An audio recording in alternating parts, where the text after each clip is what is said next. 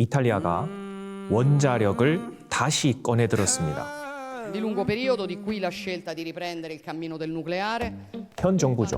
조르자 멜로니 정부가 최근 소형 모듈형 원자로 SMR을 포함한 차세대 원전 도입을 국가 에너지 전략의 핵심 의제로 확정한 것입니다. 이 변화의 시작은 러시아 우크라이나 전쟁이었습니다. 에너지 가격은 폭등했고 전력 수입에 의존해온 구조적 취약성은 국가적인 위협으로 다가왔습니다. 이탈리아는 이에 대한 답을 찾고자 무척이나 고민하는 것 같습니다. SMR, 스페셜 밀라노 리포트, 그 1편을 지금부터 시작합니다. 반갑습니다. 핵문 핵설의 핵통령 권준호 다시 돌아왔습니다. 여러분의 열화와 같은 성원에 힘입어서 2026년 그 첫 번째 시리즈를 이렇게 여러분과 함께 찾아뵙게 되었는데요. 저희는 최근 그 이탈리아 밀라노로 직접 다녀왔습니다. 그곳에서 유럽의 에너지 정책이 어떻게 변화하고 있는지, 또 그곳에서는 SMR 도입 논의가 어떻게 진행되고 있는지 그 현장을 직접 확인하고 돌아왔습니다. 오늘 그 이야기를 여러분과 함께 나눠보려고 하는데요. 또 특별히 대한민국 과학기술의 산실이죠. 카이스트 캠퍼스에서 그 강의실에서 여러분과 함께 말씀을 나누려고 합니다. 오늘의 게스트하고도 그 좀 연관이 있는데요. 오늘 이 스튜디오에는 현지에서 취재를 함께 하면서 그 정책적인 실체를 정밀하게 분석해 오신 카이스트 과학기술정책대학원의 우석균 교수 자리에 함께 하셨습니다. 교수님 안녕하세요. 네, 안녕하십니까.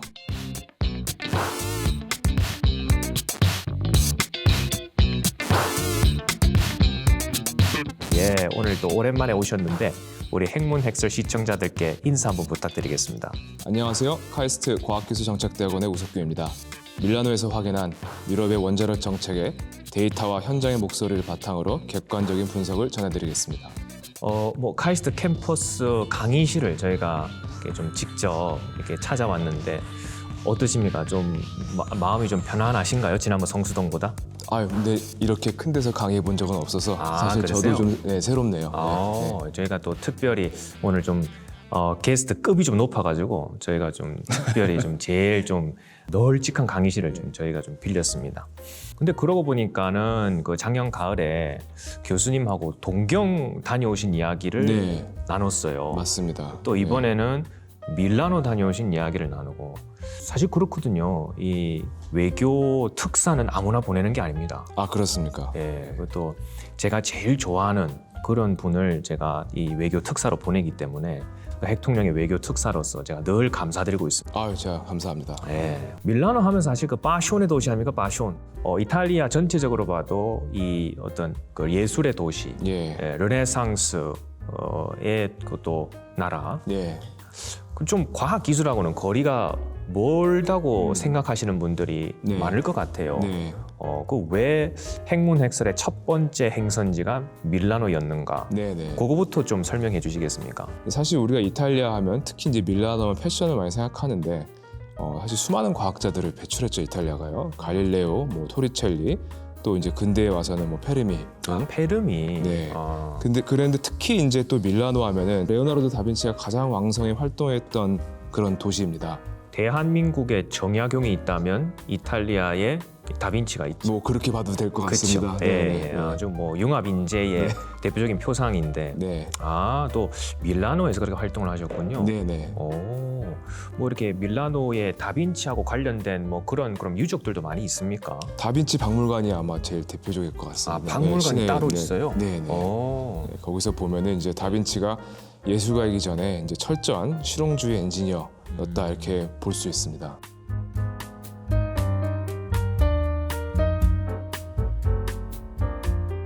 이제 밀라노에 가셔가지고 또 이 밀라노 공대를 다녀오셨잖아요. 네. 발음이 어떻게 되나? 그 폴리테크니코 디 밀라노. 네, 맞습니다. 폴림이라고도 네, 이야기하죠. 폴림이라고 많이 하죠. 예, 어땠습니까? 가서 직접 확인을 하고 오신 것은? 일단 밀란 공대 얘기를 하자면 만든 지 한 150년이 넘었죠. 거의요. 1863년에 이제 설립이 되었고 이탈리아의 거의 최고의 공과대학이라고 이제 볼 수가 있고요. 네. 또 유럽 전체 통틀어도 특히 에너지 관련된 원자력 공학 분야에서 손꼽히는 연구 역량을 가지고 있고요. 네. 또 이제 단순히 공부만 하는 연구만 하는 학교가 아니라 이탈리아 정부의 에너지 로드맵을 이제 설계하고 산업계와 실시간으로 이제 기술을 교류하는 이탈리아 산업의 브레인이라고 이렇게 볼 수 있습니다. 네. 우리가 또 그 2026년에 첫 번째 행선지로 잘 고른 거네요. 그런 것 같습니다. 네, 그렇게 생각합니다. 네. 그러고 보니까는 저희가 그 핵문핵설 시리즈 첫 번째 해에 그 미국에 갔고 예. MIT 네. 작년에는 우리의 이웃이죠. 동경에 네. 일본에 다녀왔고 이제 또 유럽 지역으로 네. 우리가 밀라노 공대를 다녀오고 세계 각지로 뻗어나갑니다. 우리 핵문핵설이. 그러네요. 예, 그것도 다음 우리의 행선지는 어디가 될지 네. 궁금하네요. 네. 또 혹시 시청자분들 의견이 있으시면 또 주시면 저희가 언제든지 좀 날아가 보도록 그렇게 하겠습니다. 저희가 이제 밀라노 공대 갔을 때 또 거기에서 인터뷰를 해주신 분들이 공통적으로 그런 말씀들을 하셨어요. 밀라노 공대가 가지고 있는 어떤 그런 뛰어난 그 연구 역량, 네. 그 공학적인 지식. 예. 근데 사실 그런 것들만 있다고 해서 또 이 산업 생태계 쉽게 말하면 이제 공장이 돌아가는 네. 데 있어서 또 그것만이 다가 아니다. 그렇죠. 또 그런 말씀들을 많이 좀 하셨죠. 좀 어땠습니까? 교수님 보시기에는. 19세기, 18세기부터 그 산업혁명 이후에 굉장히 기계공업이 발달한 지역이거든요. 네. 근데 이제 이거를 지탱하는 게 가장 중요한 게 어떻게 보면 에너지죠, 사실요. 그렇죠. 그래서 이제 이탈리아가 특히 이제 우크라이나 이제 러시아 전쟁 이후에 천연가스가 오르면서 타격을 좀 많이 받았고 그런 구조를 가지고 있습니다.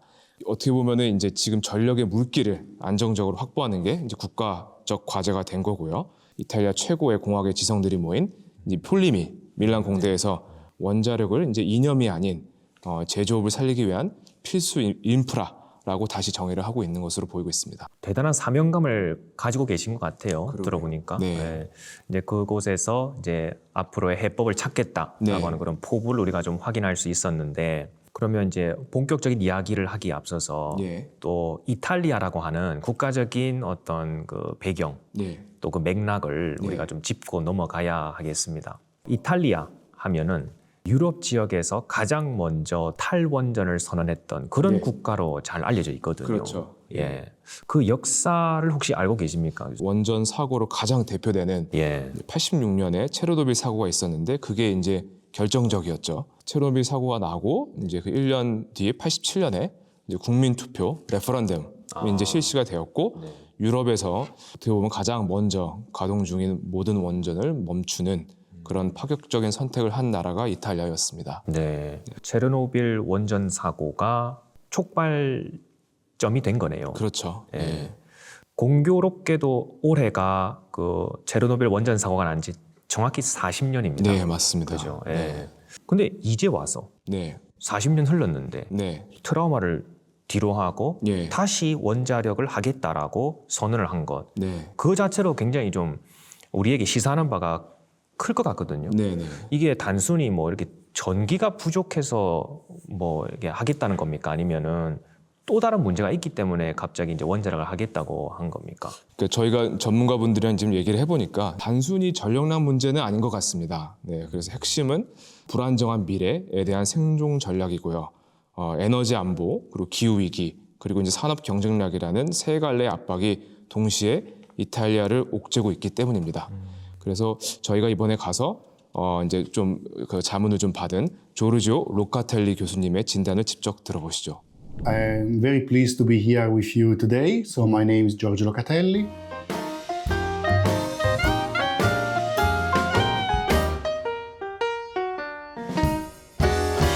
Today, electricity in Italy comes mostly from natural gas. Okay, so combined cycle gas turbine that burn natural gas. So regarding natural gas, Italy have very, very limited resource of fossil fuel, and therefore there are obvious geopolitical implications of using natural gas. Solar and wind are obviously very welcome, but they suffer the issue of being a non-continuous and non-dispatchable source of energy. So this is this is the situation right now. 그러니까 결국에는 그 러시아산 가스에 의존하다가 네네. 이제 뒤통수를 맞으니까 그렇죠. 이제 좀 생각이 바뀌면서 네. 정책적으로도 방향이 좀 바뀌게 된 거네요. 그렇습니다. 네, 유럽에서 이제 원자력을 이제 선택지 중 하나가 아니라 탄소 중립과 이제 안보를 위해서 이제 뺄 수 없는 카드로 이제 보기 시작한 거죠. 네, 이것이 이제 중요한 인식의 변화라고 볼 수 있습니다. 네. 근데 아무리 그렇더라 하더라도 예. 그 체르노빌 원전 사고가 굉장히 그 좀 충격으로 다가왔지 네. 않습니까? 네, 뭐 사실 이탈리아뿐만이 아니라 전 세계적인 그 좀 충격을 가져왔는데 그 트라우마를 극복하고 40년이 지나서 이제 그 생각을 바꿨다 하는 네. 것도 좀 되게 흥미로운 부분이거든요. 네. 이게 세대가 바뀌면서 생각이 바뀐 겁니까? 좀 어떻습니까? 거기서 뭐 그런 얘기도 좀 나누셨나요? 네, 뭐 그 로카텔리 교수님이 하신 연구를 보면은 아무래도 이제 세대 간에 공유하고 있는 기억이 이제 다르니까 특히 이제 30세를 기준으로 원전을 바라보는 시각이 이제 확실히 갈라집니다. 그래서 이제 기성 세대한테는 체르노빌이 이제 기억이라면은 어떻게 보면 그런 트라우마로 공유되고 있는 기억이죠. 젊은 세대한테는 이게 역사이기로 이제 볼 수 있죠. 네. So what happened in the generation of our parents is that they got scared by Chernobyl, and that's is the distinction between memory and history. If you speak to someone that is 20, 25 years old, well, Chernobyl is an historical fact, but it's not something that they experience. It's something that they read in a book or watch documentary or a TV series about that. So what's the situation in the Italian public? So the older generation are still kind of reluctant against having nuclear power in Italy. While the younger generation, people under 30, they see nuclear power in a far more favorable way. Also because they are more sensible to topics like climate change I see. and the idea that nuclear power is the technology, apart hydropower, that can provide dispatchable electricity at massive scale, obviously. 이제 세대마다 공유하고 있는 그 기억과 네, 또 걱정의 대상들 네, 이런 것이 좀 차이가 있는 모양인데 네, 네, 걱정하고 염려하는 대상이 방사능이라는 것보다는 그렇죠. 기후 위기랄지 네, 뭐 이제 앞으로 그런 어떤 불안한 그 뭐 지정학적인 미래라든지 네네. 그런 것들을 좀 더 중요하게 생각할 수도 있겠네요. 네, 네, 맞습니다. 원전은 이제 기술 문제를 넘어서 그 국가 시스템이 이 기술을 감당할 수 있는가라는 사회적 수용성 문제로 전환이 되었습니다. 네. 근데 듣다 보니까 그런 질문도 생기네요. 유럽 지역에 굉장히 다양한 국가가 있지 않습니까? 네, 네, 근데 분명 체르노빌 사고는 그 유럽 지역에 많은 국가들에게 영향을 미쳤을 거란 말이죠. 네, 네, 근데 어떤 나라에서는 탈원전을 아직까지도 고수하는 데가 있고 그렇죠. 이번에 우리가 다녀온 이탈리아는 이렇게 또 생각을 바꾸기도 하고 네, 이렇게 또 국가마다 이런 반응들이 좀 네. 다른데 네. 그 요거는 어떻게 우리가 설명할 수 있을까요? 그 정말 어떻게 보면 단순 기술의 차이도 아니죠. 그 어떻게 보면 로카텔리 교수님이 좀 자세히 설명을 해주셨지만은 사회 구성의 차이입니다. 아, 사회가 또 어떻게 이렇게 정책을 만들어가고 네, 또 과학 기술을 받아들이고 있는가 네, 이런 또 차이도 있다 그런 네, 말씀이죠. 예, 맞습니다. 네, 정치도 굉장히 중요할 것 같아요. 네, 이런 네. 의사결정을 하는 데 있어서 예, 예, 사실 민주주의 국가에서는 또 이런 민감한 사안들을 또 이렇게 결정을 하고 특히나 좀 이렇게 또 갑자기 정책적인 방향을 바꾸려면은 예, 굉장히 지난한 그런 합의의 과정 네, 이런 것도 좀 필요할 것 같은데 네. 우리 그 작년에도 얘기했지만은 그 공론화 네, 뭐 이런 이제 어떤 일련의 그 수기와 그렇죠. 그런 의사소통의 과정들이 좀 필요할 것 같은데 네. 좀 그런 부분에 대해서도 말씀 나누신 게 있습니까? 네, 그런 굉장히 중요하죠. 그런 사회의 어떤 공론의 장을 만드는 것이 아무래도 이제 로카텔리 교수님이 얘기하기로는 이탈리아에서는 좀 부족한 면이 있었지 않는가. 그리고 좀 연구를 좀 많이 강조를 했죠. 그런 부분에 있어서. 그래서 사실 이제 기술적인 부분은 이제 전문가들끼리 할 수는 있지만은 이제 결국에는 정책으로 이제 가려면은 이제 그 담론을 또 형성하려면은 시민들과 상호작용도 필요하고 당연히 시민이 이제 참여를 해야겠죠. 말씀드렸지만 이탈리아의 공론화의 참여 시스템이 구체적으로 어떻게 작동되고 있는지 그리고 이거에 대한 뭐 어떻게 또 얘기하자면 문제점이 무엇인지 이렇게 질문을 좀 던져봤습니다. So in this moment, there is a very limited discussion in the general public about a nuclear power plant. So it means that there are no TV show about that. But when I was in the UK, I saw the BBC behaving differently. And they had a series, for instance, of 4 documentaries about nuclear power plants. Radiation is a property of material and per se is something that we have every day around. And I am convinced that people is afraid of what they don't know. And the same is nuclear. We need experts that speak in a way that people can understand. We need this kind of things that have been done in the UK, those documentaries, those discussions, those things that people might want to ask a question and they need to receive honest answer and they need to understand what is going on. And that's when they can make informed decision. 그러니까 이제 교육을 어떻게 하는가, 또 어떻게 진솔한 설명을 대중과 주고받는가 이런 것들이 좀 중요하다 네. 이런 말씀인 것 같은데, 근데 이탈리아는 이제 과거에 이미 그것도 2번씩이나 네. 이제 국민 투표를 통해서 네. 어떻게 보면 국민 투표라고 하는 것은 그 가장 강력한 뭐 직접 민주주의라고 그렇죠. 할까요? 네. 이제 그런 방법인데 그런 강력한 방법으로 이미 이탈리아 사회가 네. 원자력이라고 하는 것을 거부했는데 네. 이런 어떤 방식에 대해서 혹시 예. 또 특별히 말씀 나눈 게 있습니까? 그 지점에 대해서는 굉장히 그 교수님이 아주 직설적인 비판을 하셨습니다. 네. 특히 이제 국민 투표가 가진 이제 한계점을 좀 지적을 했죠. Thank you. I'm Marco Ricotti. I'm professor of nuclear power plants in Politecnico di Milano.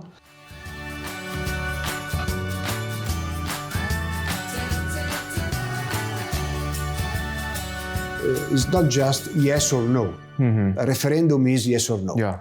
There is not just yes or no. On very delicate and complex items, like, for example, nuclear, but not only nuclear, there is not white and black. It's a different set of gray. It is preferable, in my opinion, to follow other type of involvement of the stakeholders. That is, the effort is huge, so you need time